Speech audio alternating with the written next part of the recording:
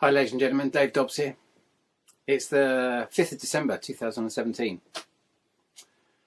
It's kind of 2 days after my big prediction period, isn't it? Where I said we'd go over Planet X on the 3rd, 4th of December 2017, which is this year.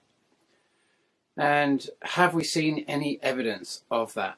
Have we seen seismic activity? Certainly not of the scale that I was imagining, but that's obviously a good thing, really. I mean, there's been enormous activity. And I think what I'm going to do is I'm going to just go through. We're just going to have a little kind of look at some of the stuff that's happened since I went on Steve Olsen's show, his show WSO, earlier in the week. I can't remember the exact date. I think it was around about the end. It was the end of November. And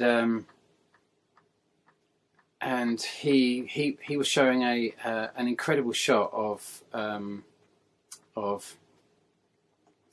massive orb next to the sun, and obviously there's a lot of questions as if is that even really our real sun. Certainly Jeff P's of a mind that that's a sun simulator, or at least much of the time it's a sun simulator. And that shot that Steve Olsen brought in, which was from the Antarctica, where you see this massive orb next to the sun. What do you think? I mean, that's incredible. So there's you know, since that shot, if we come to Alex Lujan put a shot up on the 3rd of December, which is obviously the big date, the 3rd, 4th of December, which was the time that I was expecting the most activity. And you can see that you can see the red orb next to the sun, and I just want to say thanks to Alex there for letting me use post the footage that he's put up here. That red orb is exactly the same. Does that not look exactly the same as the orb that Earthly Patriot put up around about, I think it was on the 16th of October. I forget exactly, but I'm pretty much sure it was on the 16th of October, just gone, 2017, this year. And also Planet X Hunter, new Planet X, also another quite new Planet X NIBIRU video maker, also put a very similar object up, a video or shot of the same thing looking very similar. You know, and there you have it. And loads of people thought that was the sun when they saw that odd red orb. That wasn't the sun you were seeing, that was that. And the sun was being blocked out by whatever technology, in my opinion. And Planet X Hunter caught the two images. So it's an amazing shot, as you can see. It's a staggering shot, right where I'm expecting it to be.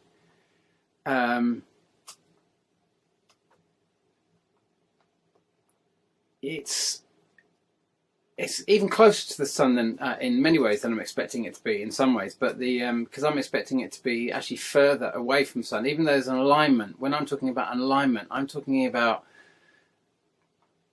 well, it's difficult to say, but it's where I'm talking about alignment. I'm talking about where they reach a line, but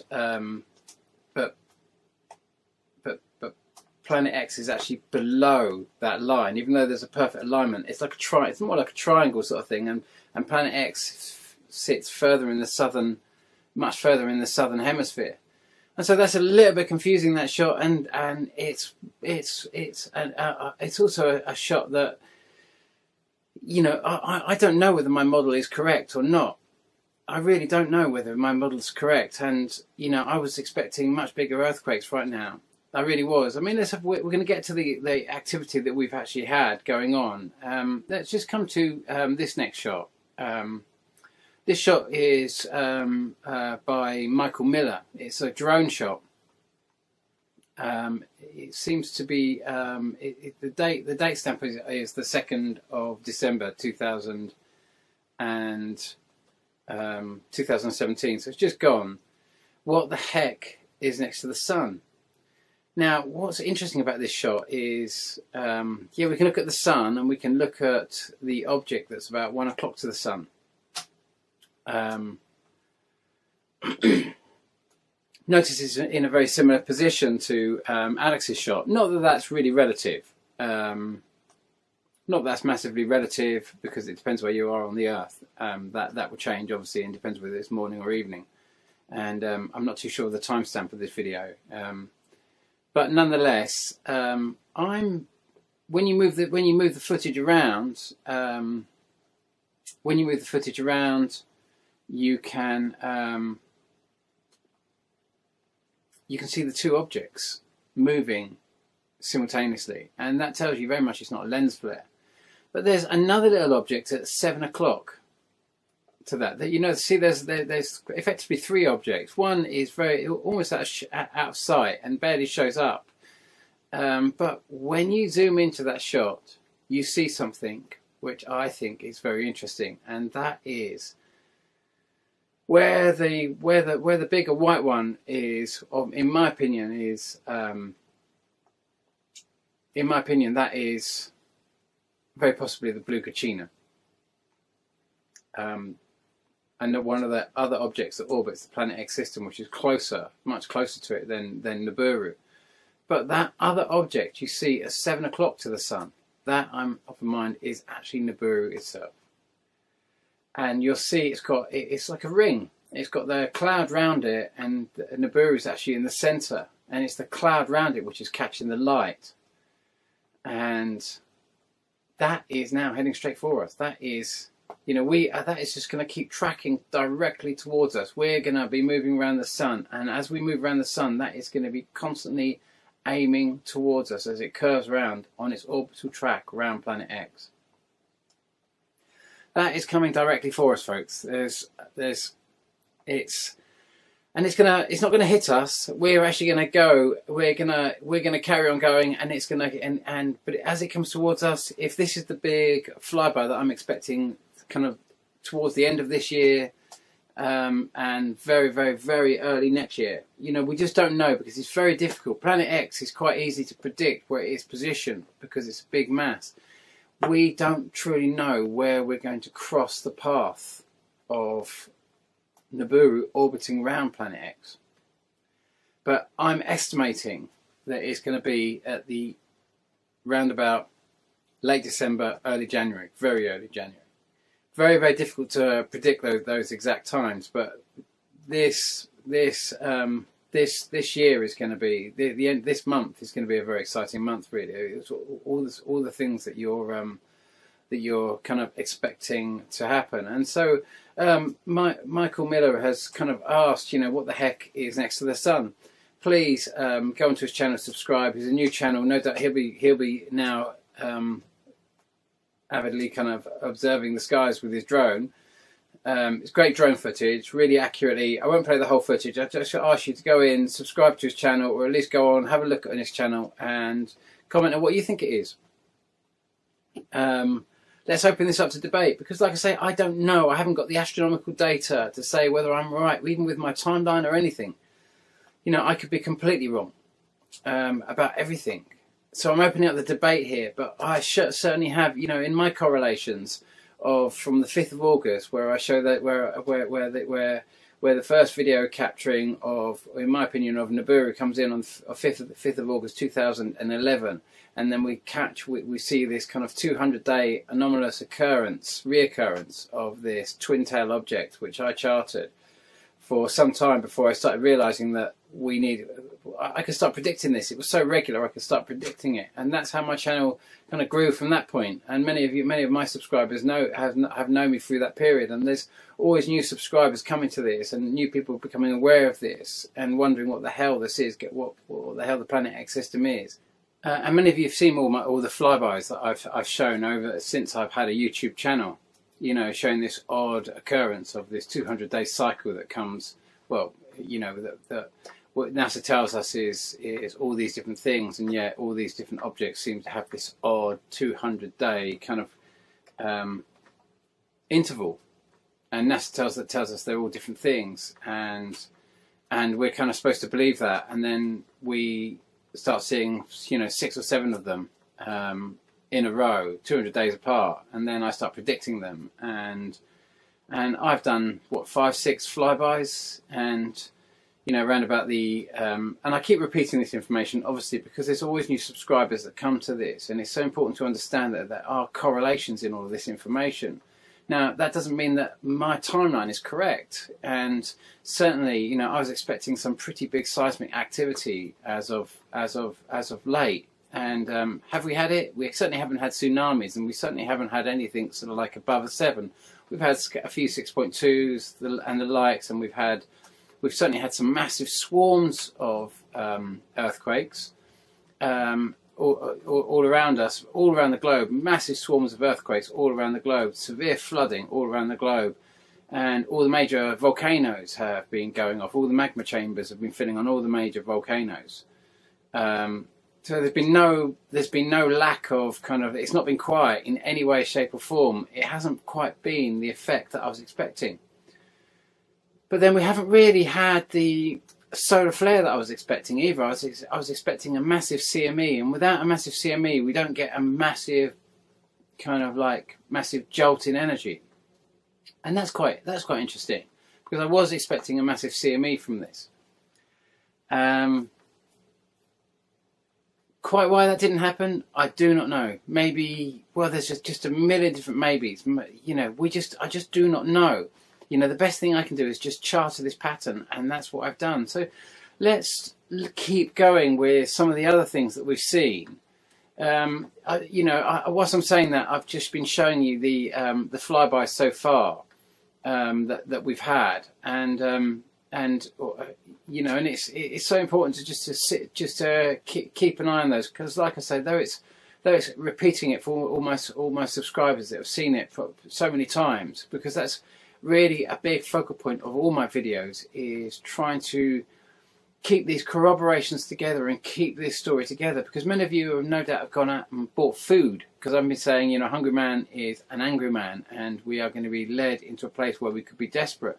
Now you have to understand that much of the earth is flooding at the moment, much especially in the southern hemisphere of this planet, and all my viewers are like the ones in Australia and New Zealand, and the ones who sort of like the ones in the southern aspect of our globe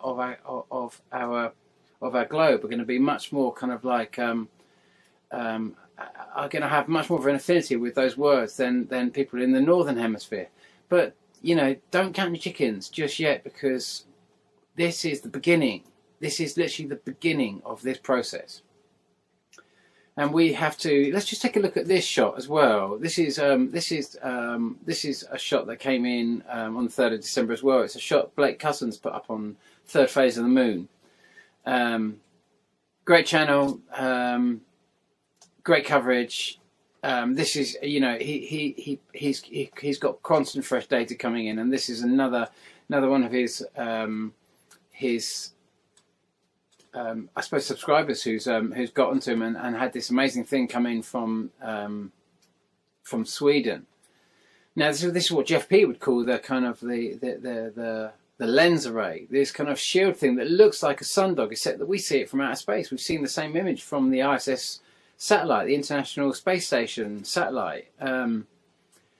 You know, so we know it's actually not as, you know, we just don't understand truly what it is. By logic, it should be ice crystals, and very potentially it is.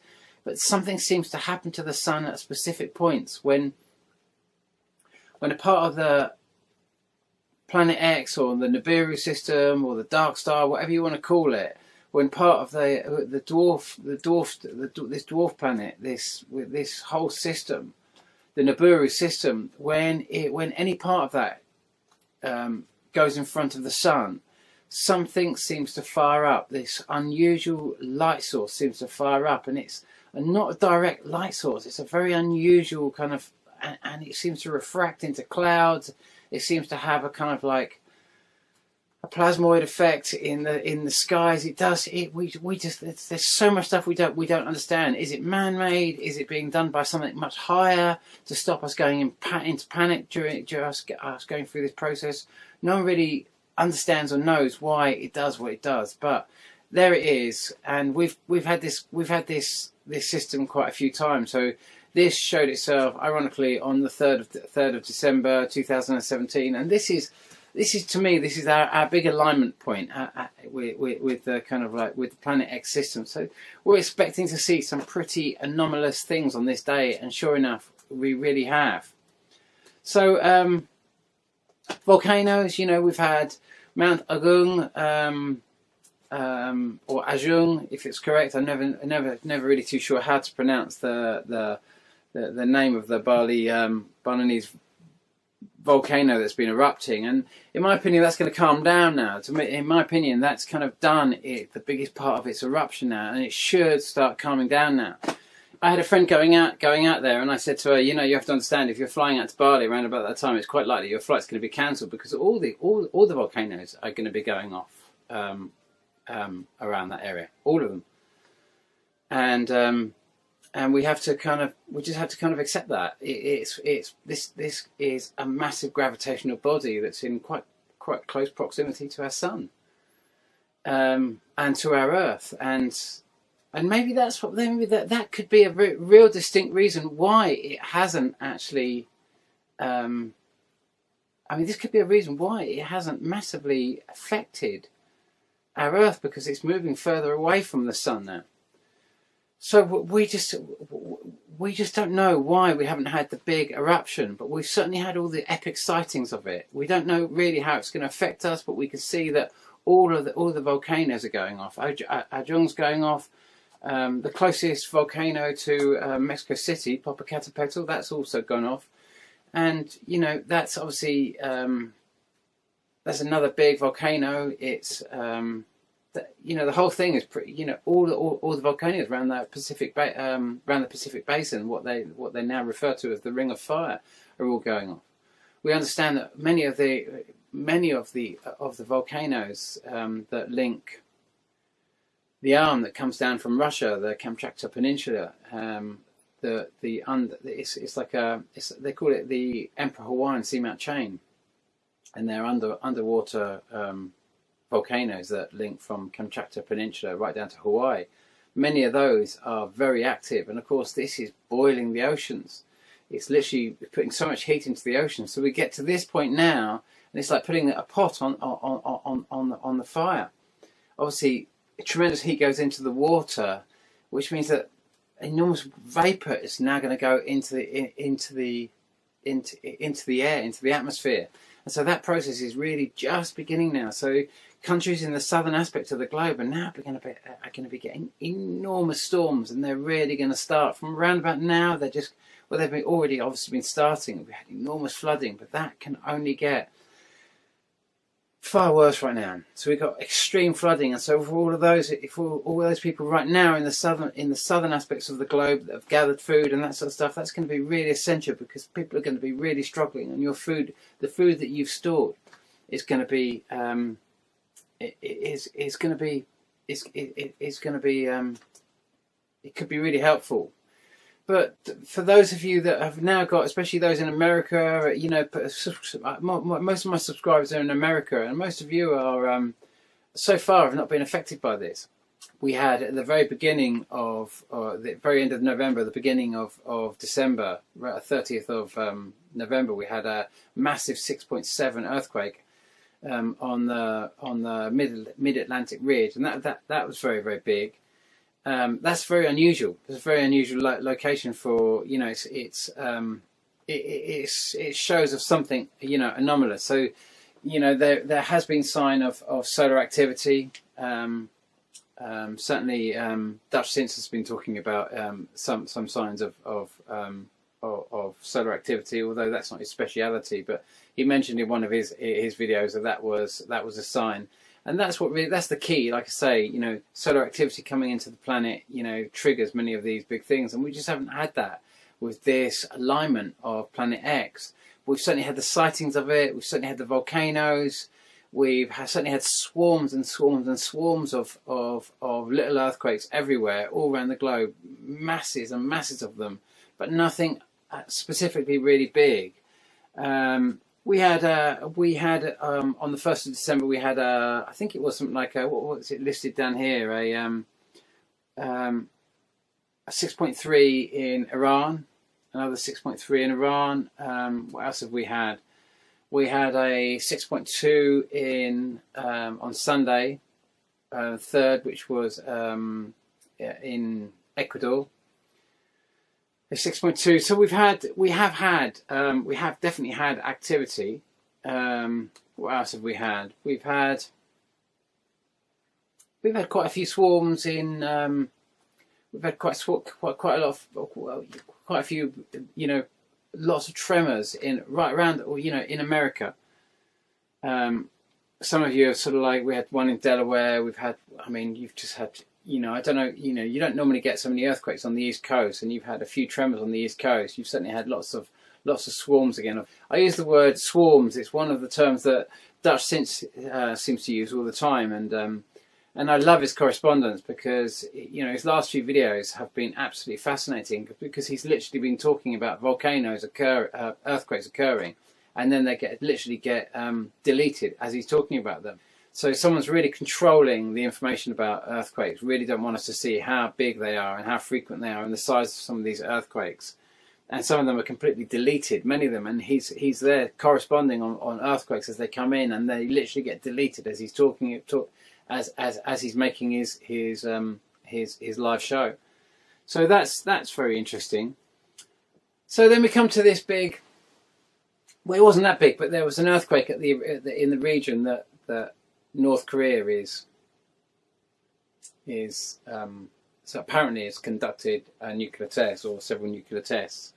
Now that's very timely, isn't it? Because it was on the 2nd of December, and I found that quite timely because I'm of a mind he's not developing nuclear technology. It cannot serve him to develop nuclear technology. There's no, just because our governments think in the lines of nuclear technology, that doesn't mean that everyone's thinking in that way. Say your next door neighbour is developing a nuclear bomb. Would you develop a nuclear bomb to blow your next door neighbour up to solve the problem? That just doesn't make sense, does it?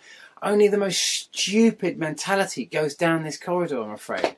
And our governments, whatever's ruling them, this NATO alignment of this is all-out war, is of this mindset, or is of this fission-based nuclear mindset. And so I don't think that everyone intelligent would be of that same mindset, because it just doesn't make any sense. It's not a winning objective to blow your neighbour up and take yourself with the explosion before they can blow you up. It just seems that. Can you understand that there's not a complete state of logic involved in that equation? And so for us to assume that he would have done this and that we've got to bomb him because he's destabilised it and he's causing earthquakes, what he's done is he's drawing fire away from Iran. Because once Iran goes, the source of oil which was going to come in, which was going to make the whole BRICS network run, which was effectively going to which was the whole system for challenging the US dollar and to try and bring the world out of this wage slavery, this world that's kind of held imprisoned by this fiat-based currency that doesn't actually have its own value, that derives its value by the movement of everyone else's wealth, and as long as everyone keeps buying into it, it perpetuates it. It's not based on gold anymore. It's just based on the petrodollar movement. It's not backed by any intrinsic wealth within itself. It's just riding off the back of the world's wealth and just running the world into the ground. It's slavery. It's wage slavery wrapped up in a currency. It's a most advanced form of slavery, and the world is trying to break free from that and bringing us into a basket of currency and trying to jump us up a level in terms of this evolution. And really all we're seeing here is not really the end of the world, but just seeing the end of fiat-based currencies, the end of this kind of wage slavery which is dominating this world. So we don't really know if North Korea has test-fired nuclear bombs, because this earthquake kind of demonstrates, right in the region where he does these nuclear tests, demonstrates that quite likely what he's been claiming is a nuclear bomb is actually just earthquakes that are naturally occurring as a result of tectonic plate movements in this area, and because of the movement of NIBIRU. And where the Western governments are denying it, there he is openly showing and demonstrating that clearly something else has occurred, that, or he's detonated another nuclear bomb.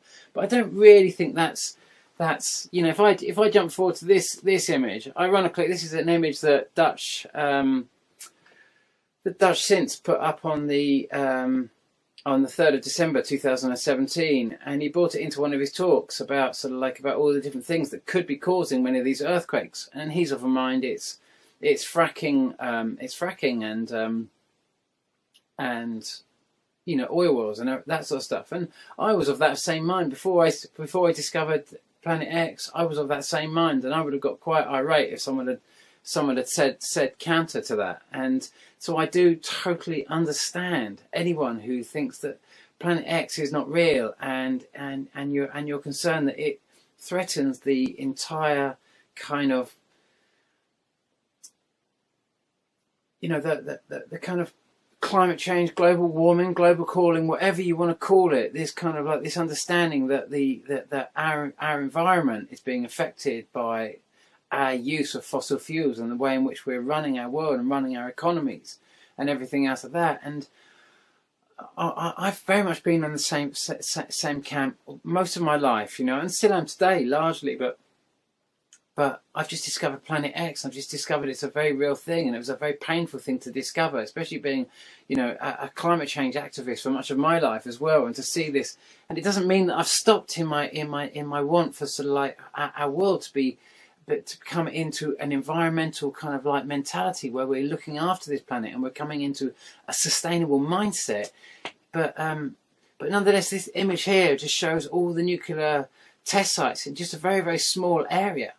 You know, that's a tiny area, and you can see just on that tiny area in America, I'm not too sure the exact location there where he zoomed into, but you can see there's literally hundreds and hundreds and hundreds of nuclear craters created by a test firing nuclear bombs. And we are trying to take the world into war because North Korea has test-fired 2 nuclear weapons, and we're saying that they would be irresponsible with nuclear weapons. This is after we invaded Iraq illegally, dumped probably 30 to 40,000 times more radioactive waste that was generated by the Hiroshima bomb, and dumped it in the form of depleted uranium bombshells on Iraq in the name of a crime we know they really didn't commit. And then we have that. Then we get angry at the refugees fleeing this area because of all this evil, horrible crime that our Western governments have committed, and then we point the finger that they would be irresponsible with nuclear weapons, and that we need to have all our nuclear heck to solve the problem. We have a little bit of a problem here. We got a massive problem. Can you see why I came to Europe? When I came to France, rather, you know, when you know the whole Brexit thing started. You know, we have this massive thing where it's all going wrong, and then suddenly all the free man on the landers start shouting out, "Europe done it!" And it's just like, guys, I don't think Europe done it. You know, France wouldn't even join us in the Iraq war. They literally wouldn't join us in the dumping of the depleted uranium. They would not join. Can you imagine Jose Bové, who drove a bulldozer? He's French. He drove a bulldozer through McDonald's, saying because and you remember France? You know, they wouldn't join the bombing campaign. What happened then? McDonald's said that they were going to take the name French out of their product name, their French fries, and call them freedom fries if Iraq didn't join the bombing campaign. And so France didn't join, and so French fries became freedom fries in McDonald's. You know, and that was around about the time Jose Bové drove a bulldozer through McDonald's. And this is the French view. This is French activism. And I'm not trying to say there's no activism in my country. It's just that so many people in my country just suddenly jumped onto the bandwagon that Europe done it. And it was just like, no, guys, stop it. You're just being used as pawns to take this whole kind of free man on the land, this whole kind of notion of sovereignty and that sort of stuff, and drive it all against Europe. You're being used by someone else's agenda, the agenda that's driving Trump and everything else like that, that's driving this whole war, this whole hate. And of course now what do we have? We have so we've just got this Trump's won in his in the Supreme Court. He's managed to enforce a travel ban, and and that's going to go out to Chad, Iran, Libya, Somalia, Syria, Yemen, and obviously North Korea. You know, so Venezuela, you know, have they really done it? Libya, you know, you can see they're next on the sort of like on the bombing list, aren't they? You can see where this is all going. Just, you know, where isn't this NATO at war? You know, this is a NATO-led war that's going to try and take you into war. And so where do we come to next? And this is really what the food is all about, getting this food in advance. It's because Donald Trump's armada now heading for North Korea. Now this was back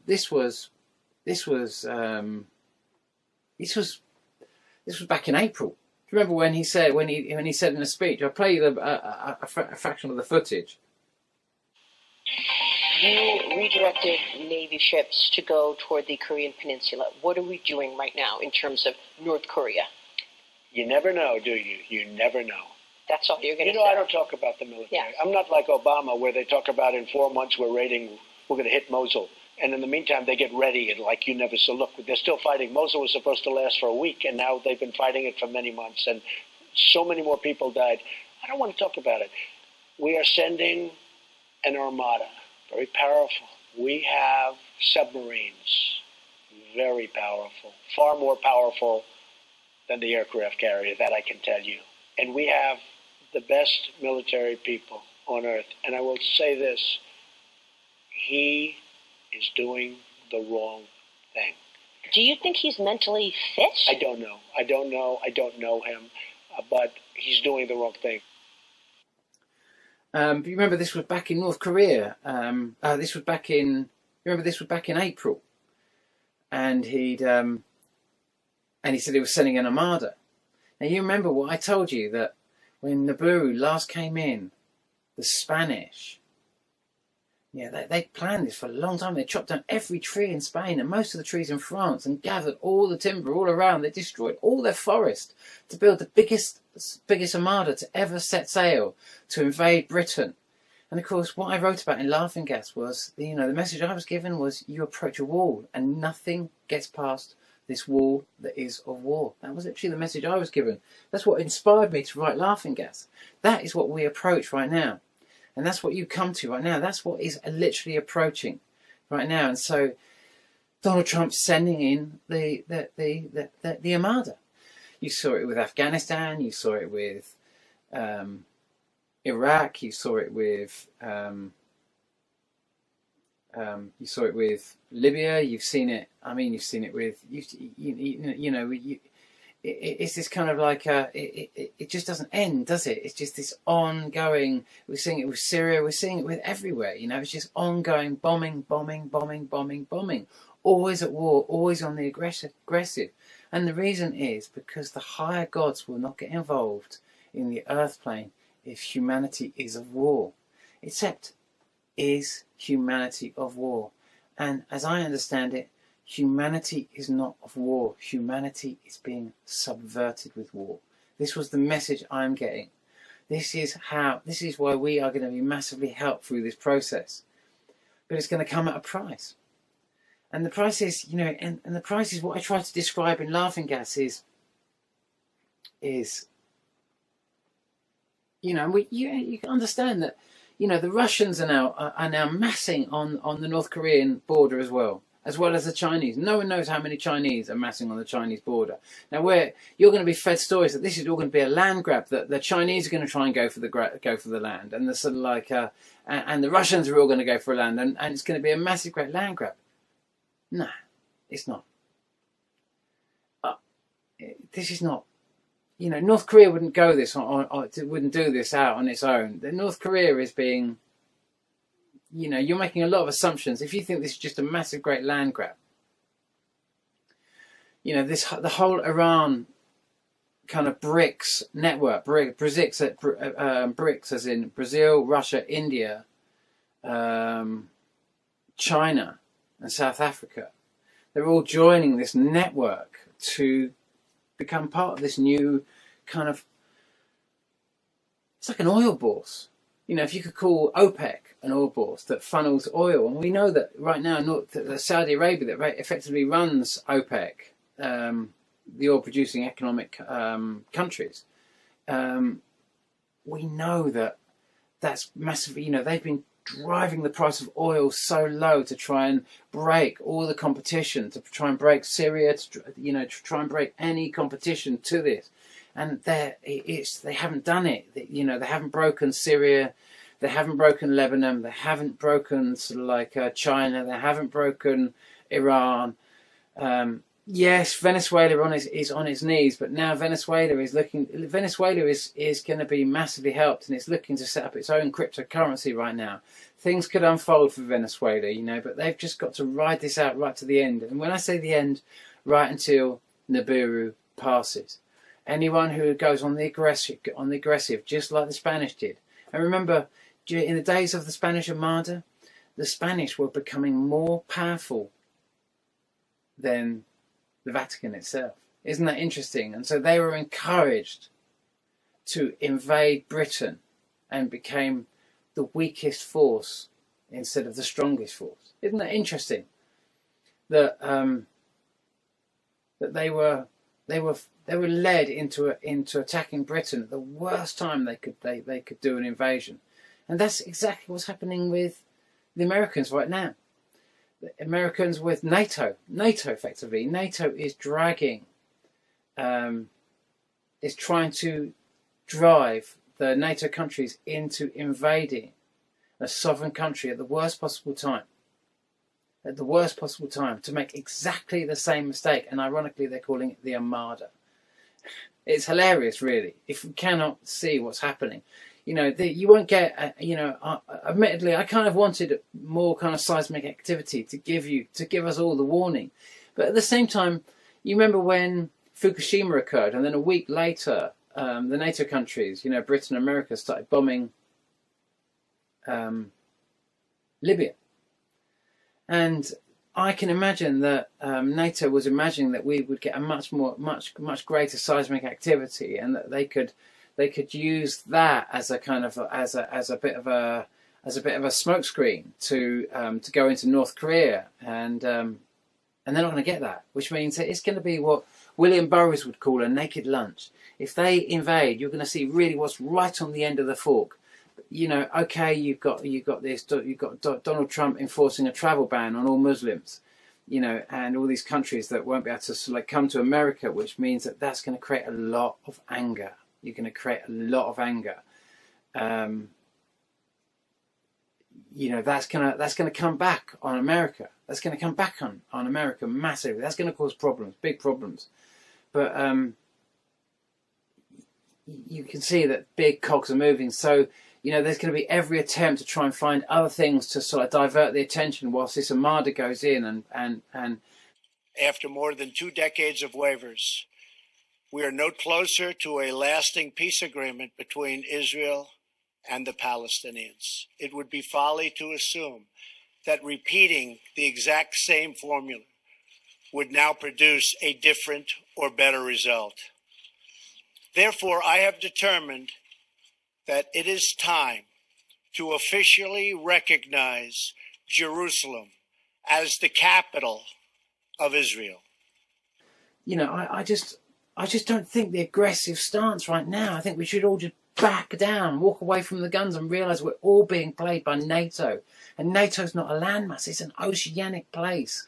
NATO, North Atlantic Treaty Organisation.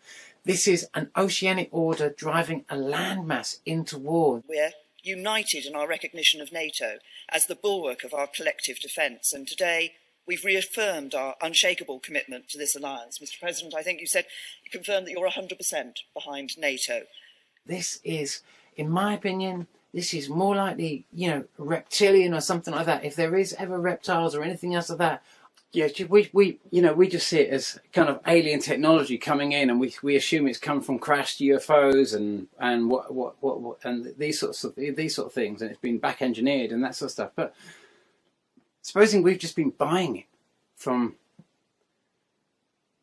more advanced, supposing we've just been buying it from or exchanging it for gold and for things we just don't really understand, but we've been buying it or exchanging it with intelligence that lives within our oceans. You know, the greater proportion of this Earth is oceanic. We understand we have a moon, and the moon moves the oceans and it creates the waves and enables the oceans to breathe, which means that the moon is part and parcel of an oceanic world. If we lost the moon, it wouldn't be the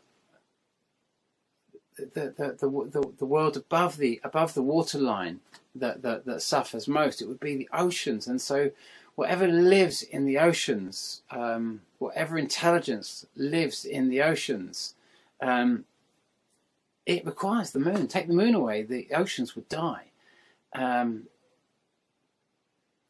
It's part of that. The moon is much more part of that system than it is of the system that we need. If you took the oceans, if you took the moon away, we could survive. That which lives in the oceans would die. You know, and so NATO that's driving this. And, you know, with this massive build-up on the, you know, we've got literally Israel bombing Syria right now, Damascus, trying to start World War III, trying to engage, desperately trying to engage Iran, desperately trying to engage Lebanon into war. Everything they can do to try and start World War III, everything they can say to try and engage the Iranians, and the Iranians know what's coming on. This is where they're the original.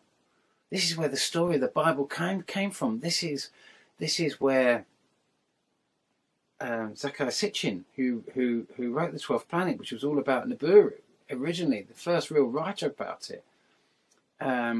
Before Carlos Ferrada really talked about it, before we've really started understanding any of this ancient text or tablets that was bought you know, the Sumerians had, or left us. You know, this is, you know, Sumeria is where the stories of you know, outside of the Hopi texts and what have you, and the Mayan texts, you know,